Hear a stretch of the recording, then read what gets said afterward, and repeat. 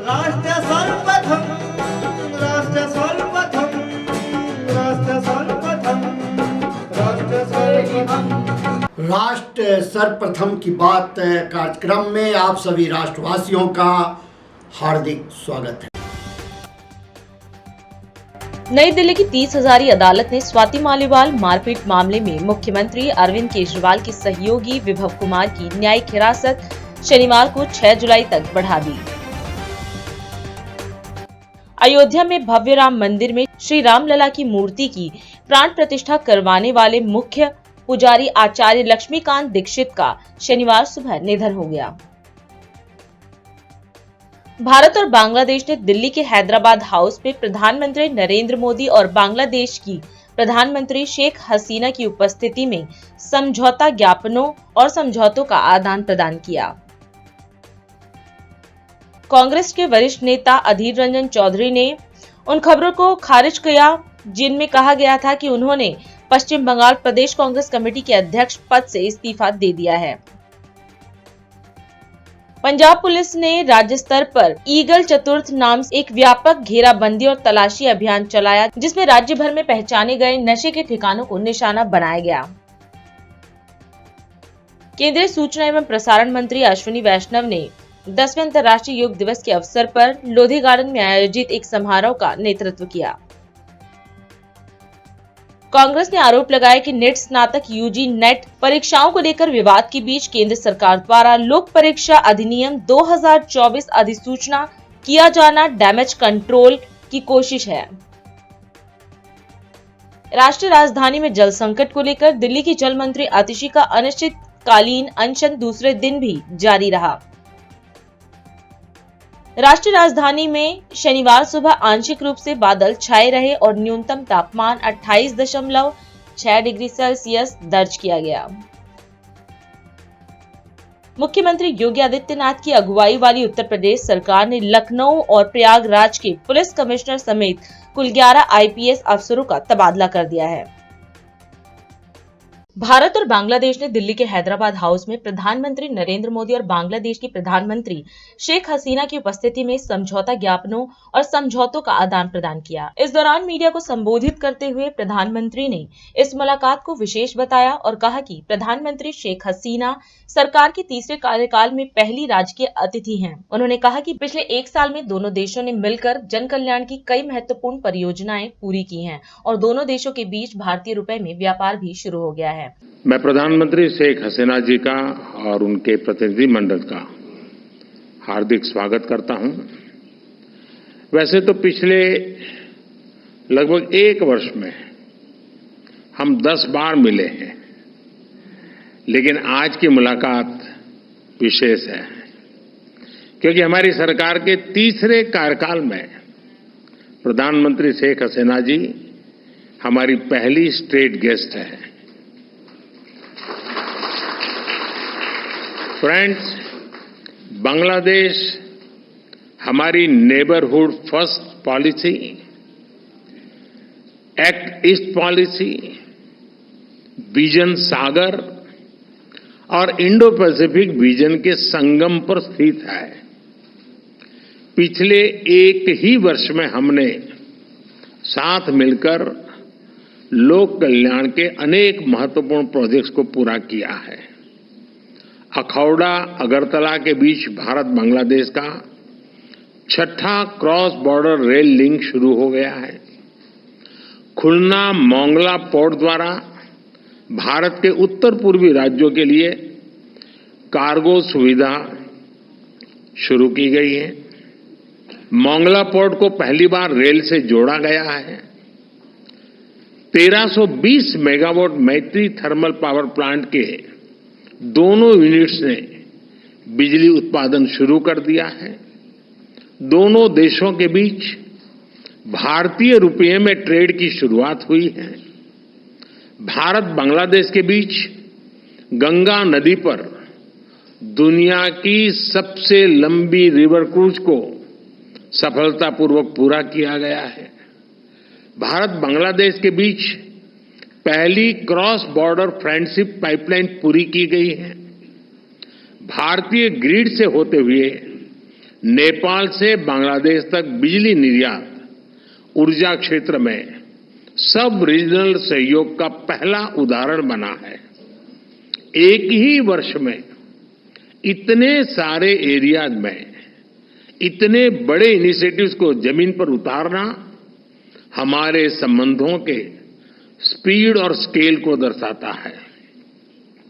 Friends, आज हमने नए क्षेत्रों में सहयोग के लिए फ्यूचरिस्टिक विजन तैयार किया है। Green partnership, digital partnership, blue economy, space जैसे अनेक क्षेत्रों में सहयोग पर बनी सहमति का लाभ दोनों देशों के युवाओं को मिलेगा। भारत बांग्लादेश मैत्री सैटेलाइट हमारे संबंधों को नई ऊंचाई देगी। हमने अपने फोकस में रखा है कनेक्टिविटी, कॉमर्स और कोलैबोरेशन। पिछले 10 वर्षों में हमने 1965 से पहले की कनेक्टिविटी को रिस्टोर कर दिया है। अब हम और अधिक डिजिटल और एनर्जी कनेक्टिविटी पर बल देंगे।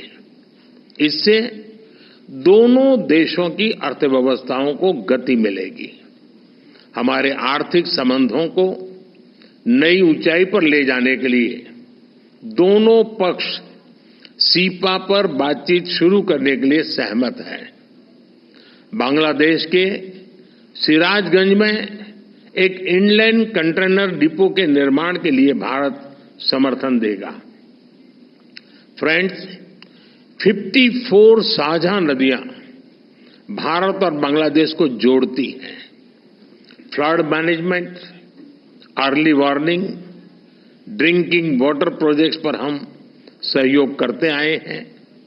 हमने 1996 के गंगा रिवर ट्रीटी के रिन्यूअल के लिए टेक्निकल स्तर पर बातचीत शुरू करने का निर्णय लिया है।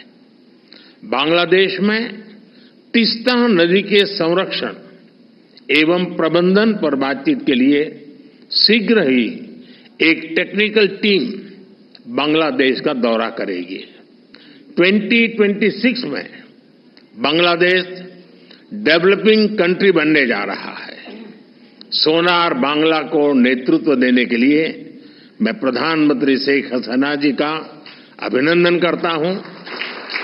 मुझे पूरा विश्वास है कि हम साथ मिलकर विकसित भारत 2047 और स्मार्ट बांग्लादेश 2041 के संकल्पों को सिद्धि तक ले जाएंगे। बहुत बहुत धन्यवाद। जयपुर में तृतीय श्रेणी अध्यापक भर्ती में महिला आरक्षण बढ़ाकर 50% करने पर महिलाओं व सामाजिक संगठनों द्वारा आभार एवं अभिनंदन कार्यक्रम आयोजित किया गया। इस अवसर पर राजस्थान के मुख्यमंत्री भजन लाल शर्मा ने कार्यक्रम में प्रतिभाग किया। कार्यक्रम को संबोधित करते हुए सीएम ने खुशी व्यक्त करते हुए कहा कि राजस्थान सरकार ने नारी शक्ति के लिए 30% आरक्षण से बढ़ाकर 50% करने का काम किया है। इसके साथ ही उन्होंने कहा कि महिलाओं के बिना देश सशक्त नहीं हो सकता और हमारी सरकार भविष्य में नारी के सतत कल्याण व उनके सशक्तिकरण की दिशा में नीतिगत निर्णय लेने हेतु पूर्णतः सक्रिय रहेगी।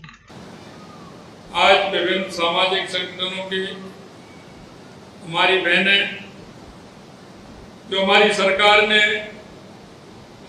तृतीय श्रेणी शिक्षक भर्ती परीक्षा में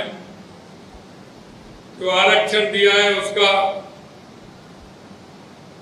अभिनंदन और आभार कार्यक्रम में आने वाली हमारी सभी बहनें, आप सभी का वंदन करता हूं, नमन करता हूं, आप सभी का अभिनंदन करता हूं। मुझे खुशी है कि मैं अपने प्रदेश की महिला शक्ति के लिए ऐसा काम जो हमने प्रारंभ किया है, क्योंकि ये आप सभी जानते हैं हमारी 50% आबादी हमारी माता और बहनों की है और हमें पता है कि हमारी माता बहनों के बिना ना हमारा प्रदेश ना हमारा राज्य सशक्त नहीं हो सकता है। यहां तक कि हमने अपनी दिनचर्या में देखा है, माता बहनों का वो काम, माता बहनों का वो समर्पण जो जीवन में होता है, छोटे से समूह से लेकर के जब से हमारी माता बहनें अमृत जन्म लेते हैं, जब तक उनका लास्ट समय होता है, जब तक माता बहनों का कितना बड़ा योगदान होता है।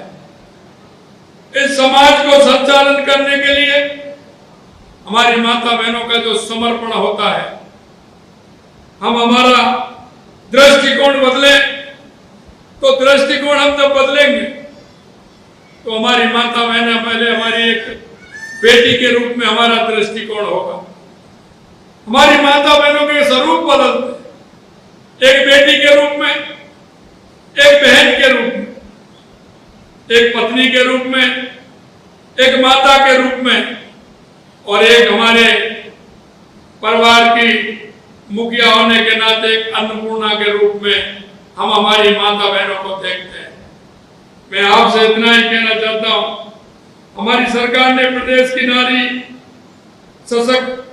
सशक्तिकरण के लिए हमने तृतीय श्रेणी शिक्षक भर्ती परीक्षा में 30% से 50% आरक्षण का लाभ हमारी माता बहनों को हमने देने का काम किया। हमारे लिए महिला सशक्तिकरण का अर्थ महिलाओं को शक्ति, अधिकार और के अवसर प्रदान करें, ताकि वे अपने जीवन में हर पहलू पर आत्मनिर्भर होकर के सशक्त नारी शक्ति बने। ये हमारी कल्पना है। ये केवल आर्थिक स्वतंत्रता तक सीमित नहीं है, बल्कि ये सामाजिक, शैक्षिक, राजनीतिक क्षेत्रों में भी हमारी बहनों की भागीदारी बढ़े। हमने वादा किया था कि हमारी सरकार आएगी तो आपने देखा होगा महिला टास्क फोर्स का भी हमने गठन किया है। हर जिले में महिला टास्क फोर्स भी होगी और उस टास्क फोर्स हमारी पूरी तरह से काम करेगी। महिला सुरक्षा की भी जिम्मेदारी हमारी है और आगे चल करके हम महिला सशक्तिकरण के लिए और भी कई काम करने वाले हैं। बस आपका सहयोग मिलता रहे, इस आशा और विश्वास के साथ आप सभी इतनी बड़ी संख्या में हमारी माता बहनें आई हैं, आप सभी को बहुत बहुत धन्यवाद। तमिलनाडु में कल्लाकुरिची जहरीली शराब मामले में हुई 53 मौतों पर बीजेपी नेता शहजाद पूनावाला ने प्रेस वार्ता कर प्रतिक्रिया व्यक्त की है। उन्होंने तमिलनाडु सरकार पर निशाना साधा और कहा कि यह कोई त्रासदी नहीं, यह प्रायोजित आपदा है। इसके साथ ही बीजेपी नेता ने इस पूरे मामले में सीबीआई द्वारा निष्पक्ष जांच और एक्साइज मिनिस्टर के इस्तीफे की भी मांग की है। जो दृश्य हम लोग उन जलती हुई चिताओं के देख रहे हैं लगातार, वो हर भारतीय को अपना मस्तिष्क झुकाने पर शर्म से, गुस्से से मजबूर करती है, क्योंकि वो दृश्य जो है वो केवल 53 लाशों के नहीं है, वो 53 भारतीय हैं, वो 53 तमिलियंस हैं, वो 53 ऐसे लोग हैं जो अपने परिवार के एकमात्र कमाई का स्रोत थे। वो किसी के भाई थे, वो किसी के बेटे थे, वो युवा थे, और अधिकतम लोग, क्योंकि करुणापुरम इलाका जो है कल्लाकुरिची का, वो क्योंकि वो एससी अनुसूचित जाति समुदाय डोमिनेटेड इलाका है, तो ज्यादातर जो लोग थे वहां के वो अनुसूचित जाति से आने वाले लोग थे।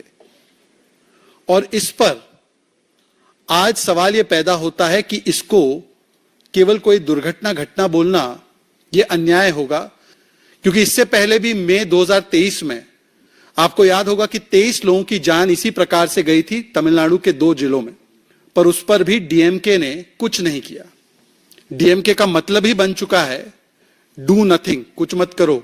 और इसीलिए आज जब यह घटना हुई तो सवाल महत्वपूर्ण ये उत्पन्न होते हैं कि उस इलाके के बीचों बीच दिन दहाड़े ये कैसे चलता रहा ये सारा कृत्य? क्या पुलिस की साठगांठ और वहां के राजनीतिक नेतृत्व और एडमिनिस्ट्रेशन की जानकारी के बिना यह हो सकता था?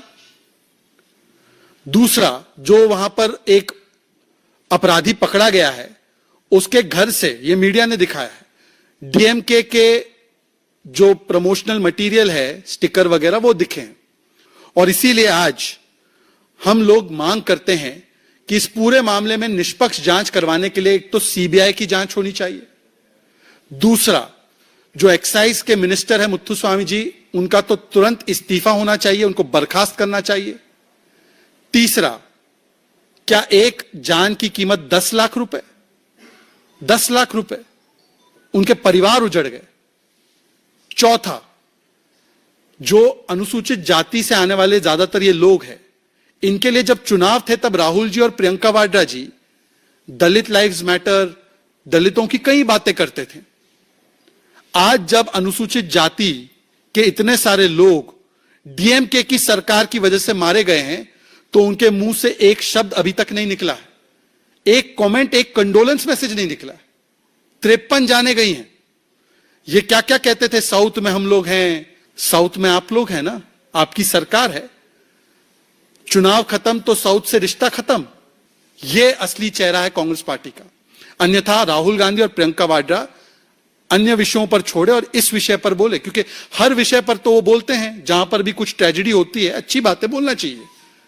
अब तो प्रियंका जी साउथ से चुनाव भी लड़ने जा रही है, पर वहां पर जो अपनी राजनीति चमकाने के लिए बातें आप रखते हैं, आज आप चुप हैं।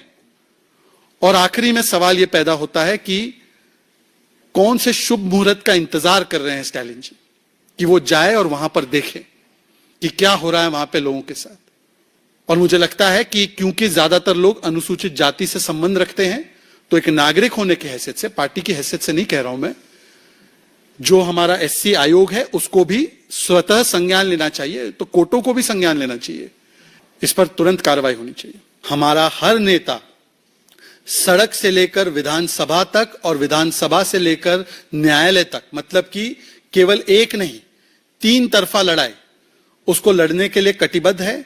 अन्नामलाई जी स्वयं गए थे, उन परिवारों से मिले, उन पीड़ितों से मिले। जैसे अनिल जी ने बताया, 1-1 लाख रुपए हमने अपनी तरफ से मुआवजा उनको दिया है।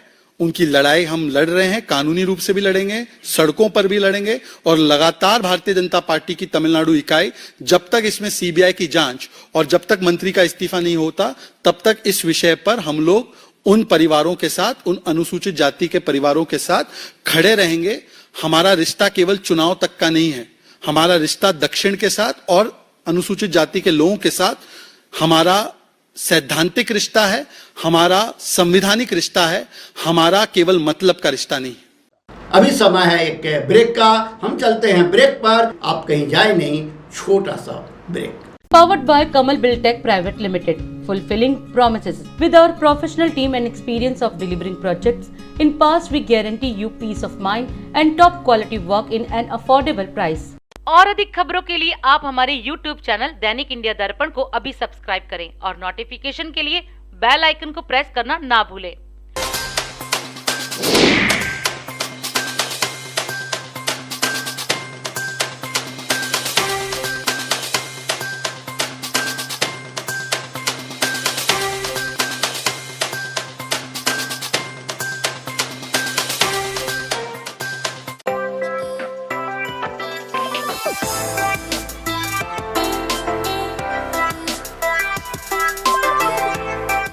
राष्ट्र सर्वप्रथम की बात कार्यक्रम में ब्रेक के बाद एक बार फिर आप सभी राष्ट्रवासियों का स्वागत है। राजधानी में जल संकट का सियासी संग्राम अनशन तक जा पहुंचा है।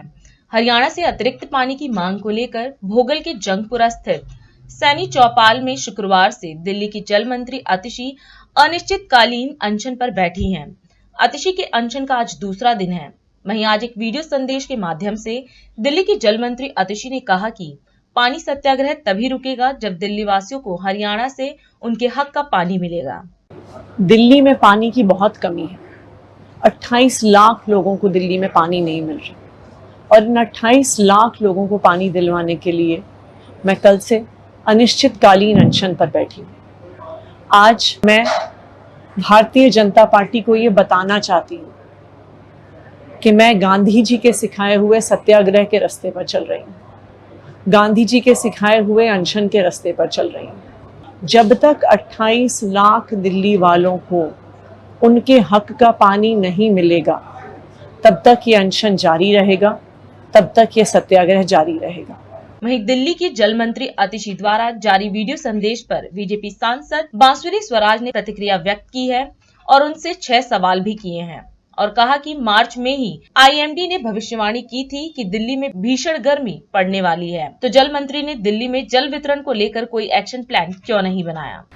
बहुत अजीब सी बात है कि आम आदमी पार्टी की सरकार, जिसे दिल्ली की जनता ने चुना था अपने काम कराने के लिए, वो दिल्ली की जनता के लिए कोई कार्य तो नहीं कर रही। माननीय मंत्री आतिशी जी को मैं 6 सवाल उनके समक्ष रख रही हूँ।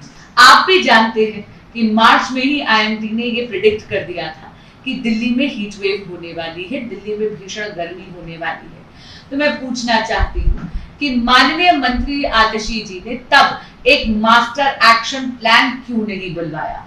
उन्होंने एक सर्वदलीय बैठक क्यों नहीं बुलवाई? उन्होंने समय रहते डीसिल्टिंग तालाबों की क्यों नहीं करवाई? उन्होंने ग्राउंड वाटर रिजर्वायर्स की फिक्र क्यों नहीं करी? और मैं ये भी पूछना चाहती हूँ कि दिल्ली जल बोर्ड का पूरा इंफ्रास्ट्रक्चर 1 दशक से यहाँ पर एक बहुत ही चरमराती हुई स्टेट में है। आतिशी जी ने उसके बारे में कुछ क्यों नहीं करा? कुछ आंकड़े हैं जो आपके समक्ष रखना चाहती हूँ। दिल्ली में पहले हम ग्राउंड वाटर की बात करते हैं। 5179 ट्यूबवेल्स हैं और 16 रेनी वेल्स हैं। आप जानते हैं एक रेनी वेल 400 टैंकरों के बराबर होता है, लेकिन ज्यादातर यानी मेजॉरिटी रेनी वेल्स दिल्ली में डिफंक्ट हैं, काम नहीं कर रहे, वर्षों से वो बंद है। मैं पूछना चाहती हूँ माननीय मंत्री आतिशी जी से कि इन्होंने इन रेनी वेल्स को ठीक कराने के लिए कुछ क्यों नहीं करा, ये क्यों डिफंक्ट पड़े हैं। मैं दूसरी बात उनसे पूछना चाहती हूँ, दिल्ली में जो वाटर ट्रीटमेंट प्लांट है उनकी एक्चुअल कैपेसिटी केवल 950 MGD है, वो अपनी कैपेसिटी से ज्यादा 990 MGD पानी वहां पर ट्रीट हो रहे हैं। आप जानते हैं इसका क्या नुकसान होता है? एक तो जो हेल्थ है प्लांट की, यानी प्लांट की स्थिति वो भी, उसकी भी दुर्गति होती है, और दूसरा दिल्ली वालों के तक जो पानी की क्वालिटी जा रही है वो भी बहुत खराब पानी आता है।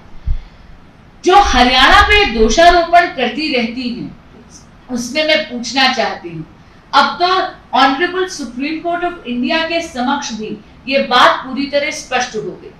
हरियाणा के साथ 1994 का जो अग्रीमेंट है उसके तहत 720 यूनिट्स ऑफ पानी का वो अग्रीमेंट है। हरियाणा 1050 MGD पहले ही छोड़ रहा है, यानी अग्रीमेंट से ज्यादा। अगर दिल्ली के पास प्रोसेसिंग पावर पानी की केवल 990 MGD है तो अतिरिक्त पानी माननीय मंत्री आतिशी जी किस मुंह से मांग रही हैं? इलीगल टैंकर माफिया को प्रोत्साहित करने के लिए क्या? ये सब बातें हैं जिनका संज्ञान लेना चाहिए। दिल्ली की जनता बहुत ही समझदार है और आपके माध्यम से ये जरूर कहना चाहूंगी माननीय मंत्री आतिशी जी को, प्रेस वार्ताओं से ब्रेक लीजिए। ये जो आप झूठे अनशनों पे बैठी हैं उससे ब्रेक लीजिए और ग्राउंड पर आकर अगर आप काम करें, जो वाटर लॉस है अगर उसको रोकने का काम आप करें, ये जो इलीगल टैंकर माफिया यहाँ पर ऑपरेट कर रहा है उसको रोकने का काम करें, तो दिल्ली बूंद बूंद के लिए तरसे। नीट परीक्षा पर घमासान जारी है। एक तरफ देश भर के अलग अलग जगहों पर छात्र प्रदर्शन कर रहे हैं, वहीं दूसरी तरफ आम आदमी पार्टी इसको लेकर भाजपा सरकार पर हमलावर है। इसी कड़ी में आम आदमी पार्टी के नेता और राज्यसभा सांसद संदीप पाठक ने प्रेस वार्ता को संबोधित करते हुए सवाल उठाया कि क्या कारण है कि 4 जून को लोकसभा चुनाव के परिणामों के साथ नीट का रिजल्ट घोषित किया गया। वहीं उन्होंने कहा कि बीजेपी नीट एग्जाम में स्थानीय स्तर पर गड़बड़ी की बात कह रही है, जबकि देश के कई हिस्सों में नीट के पेपर लीक हुए हैं और यह एक स्थानीय विफलता नहीं है। 4 जून को ही जो नीट परीक्षा होती है उसके भी नतीजे आए। सबसे बड़ा और सबसे पहला प्रश्न तो यही है कि ऐसे क्या कारण थे कि आपने इतने बड़े नतीजे आने वाले दिन में ही, लोकसभा के नतीजे आने वाले दिन में ही अपने नीट के रिजल्ट के एग्ज़ाम के जो रिजल्ट थे वो डिक्लेयर किए। सबसे बड़ा प्रश्न और पहला प्रश्न यही है सरकार के सामने। आज मैं आपके सामने 1-2 चीज़ें रखना चाहता हूँ, चीज़ों को स्पष्ट करना चाहता हूँ, जिससे ये पूरा स्पष्ट है कि अभी जिस तरीके से भाजपा की सरकार और मंत्री जी ये कह रहे हैं कि एक लोकलाइज्ड फेलियर है, नीट में जो धांधली हुई है वो ये कह रहे हैं कि स्पेसिफिक एरियाज पे हुए हैं, लोकलाइज्ड फेलियर है, उसको जो आर्ग्यूमेंट्स है वो पूरी तरीके से ध्वस्त करता है। आप अगर देखेंगे कि इस नीट के परीक्षा में दो तरह की धांधली हुई है। पहला कि पेपर लीक हुए, बिहार में इसकी गड़बड़ियां पकड़ी गई है, लोग पकड़े गए हैं। उसके बाद फिर गुजरात में ही पकड़े गए, हरियाणा में हुआ ये। उसके बाद अभी पता चला है, कल ही पता चला है कि रांची में भी हुआ। तो पेपर लीक का मामला ये लोकलाइज्ड नहीं है कि पहले दिन एक जगह पता चला, दूसरे दिन दूसरे जगह पता चला। ये ऐसा इंटर स्टेट नेटवर्क है। अभी तक जहां जहां पता चला है वहीं की जो इनका राज है वो ओपन हुआ है। आने वाले समय में आप देखेंगे कि इनका नेटवर्क बहुत बड़ा है। तो ये लोकलाइज्ड फेलियर नहीं है, नंबर 1। नंबर 2, जो दूसरा बड़ा प्रॉब्लम इस पे था वो था मार्किंग का। 1 मिनट के लिए जो पेपर लीक हुए हैं उसको अगर आप सेट असाइड भी कर दो कि चलो पेपर लीक हो गए, उसको सेट असाइड कर दो। जो मार्किंग में गड़बड़ियां हुई हैं, मार्किंग में कई सारी जो गड़बड़ियां हुई हैं, जैसे कि 67 लोग पहले रैंक में आए, 60 बच्चे एक ही सेंटर से हैं जो पहले में आए हैं, 718 719 मार्क्स मिले हैं जो कि स्टैटिस्टिकली पॉसिबल नहीं है। इस पे मार्किंग में जो गड़बड़ियां हैं वो मंत्री जी के आर्ग्यूमेंट को ध्वस्त करती है। अगर ये लोकलाइज्ड फेलियर होता तो चलो 1-2 स्टेट में, पूरे सिस्टम में 1-2 ब्लैक शिप थे जिन्होंने पेपर लीक कर दिया और बेच दिया, ये मान सकते थे। लेकिन जब आपके मार्किंग में इतनी धांधली और इतनी गड़बड़ियां सामने आई हैं तो पेपर लीक का मामला तो बड़ा छोटा और अदना सा दिखता है। जो इंस्टीट्यूशनल फ्रॉड है, इंस्टीट्यूशनल फ्रॉड और इंस्टीट्यूशनल धांधली, वो मार्किंग में, ग्रेस मार्किंग में, ये सारी चीजों में बड़ी स्पष्टता से सामने आती है। शुरू में मंत्री जी ने कहा कि ये मोटिवेटेड मैटर है, कुछ लोग जानबूझ के राजनीति कर रहे हैं पहले दिन। दूसरे दिन जब चीजें सामने आती गई तो वो कहने लगे कि अरे भाई ये 1-2 जगह पे ही हुआ है। वो आर्गुमेंट ध्वस्त हो गया क्योंकि हर अगले दिन नए जगह से वो निकलते आ रहे हैं। तो मैं आज आपके माध्यम से यही रखना चाहता हूं कि ये इंस्टीट्यूशनल फ्रॉड और धांधली है। पेपर लीक का मामला एक एसोसिएटेड मैटर है जिस पे इन्वेस्टिगेट होना चाहिए, लेकिन पूरे का पूरा इंस्टीट्यूशन ही, एनटीए जो है वो फेल्ड है और सीधे सीधे मंत्री जी और प्रधानमंत्री इसके लिए जिम्मेदार है। 2-3 चीजें और है। आप अगर देखेंगे कि यूजीसी और नेट की भी परीक्षा हुई थी, जिस दिन परीक्षा हुई उसके अगले ही दिन इसको कैंसिल कर दिया गया, इसको स्क्रैप कर दिया गया। क्यों? क्योंकि ये परीक्षा भी लीक हो गई थी। आपने एक परीक्षा लीक का मैटर आया, दूसरे परीक्षा में आपने स्क्रैप कर दिया क्योंकि लीक हो गया।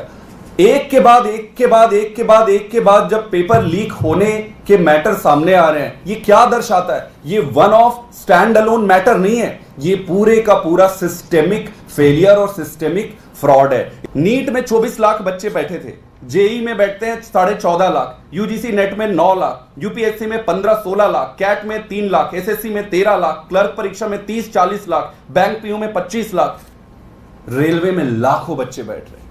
चारों तरफ बच्चे ये बैठ रहे हैं, एक के बाद पिछले 7 सालों में। आपको आश्चर्य होगा, ये बहुत गंभीर मुद्दा है। मैं सबसे निवेदन करूंगा कि इस पे राजनीति ना करें, देश के भविष्य का सवाल है। पिछले 7 सालों में 70 पेपर लीक हुए। प्रधानमंत्री जी, पिछले 10 साल से आपकी सरकार थी, आप मुझे एक भी इंस्टेंस बता दीजिए कि इन 70 पेपर लीक के मामले में आपने क्या कदम उठाए। और अधिक खबरों के लिए आप हमारे YouTube चैनल दैनिक इंडिया दर्पण को अभी सब्सक्राइब करें और नोटिफिकेशन के लिए बेल आइकन को प्रेस करना ना भूलें।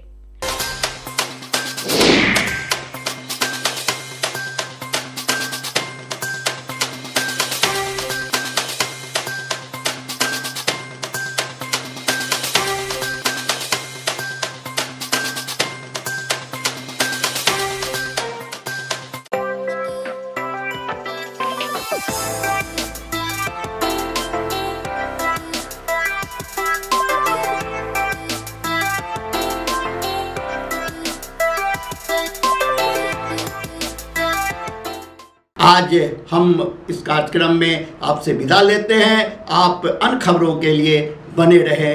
राष्ट्र सर्वप्रथम, वंदे मातरम, जाग उठा है भारत।